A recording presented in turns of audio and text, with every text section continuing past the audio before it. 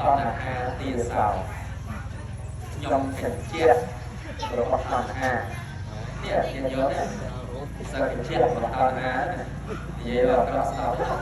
มันนั่นเหมือนตัวสปอร์ตแมนที่จะมาเนี่ยแมนนั้นเด็กมาเด็กเย็นโยเจี๊ยบเจี๊ยบทัดไล่เย็นโยเพื่อการหาเกณฑ์เราลงเจี๊ยบเพื่อเขามีตัวนี้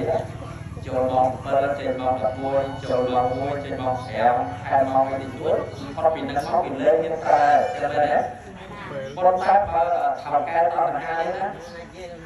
ដេកនៅលើក្រែយើងនេះគោតែខ្វះវាទៅប្រើយើងទៀតណាឲ្យគិតមើលស្អែកមើលអីណោเราเคยមិនណោเราយកឡានតែបានពេលណាណោយកផ្ទះនឹងពេលណាណោយកប្រើដែរយកប្រើយ៉ាងចិត្តអត់ចិត្តគ្រប់ទេប៉ុន្តែដល់ពេលបែរមកគ្រប់រឿងអីមកគ្រប់រឿងអីគ្រប់ជាមួយនឹងការព្រមការល្មមមានបណ្ណាសบายប៉ុណ្ណឹងទេណាចឹងមែនទេទិញដល់ទីការប្រើប្រាស់បច្ច័យមួយមកប្រាជ្ញាខ្ញុំទេទិញដល់ទីការប្រើប្រាស់បច្ច័យមួយគ្រឿងស្លៀកពាក់ប្រើដើម្បីបដិកម្មរាងកាយឬក៏ប្រើដើម្បីប្រមូលផលដើម្បីបដិកម្មរាងកាយដែលការពារក្តៅត្រជាក់ទៅដែរ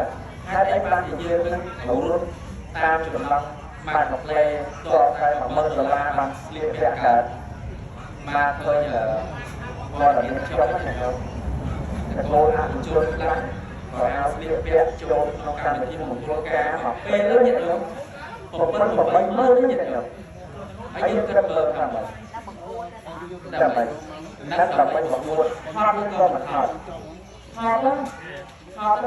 ទិញដល់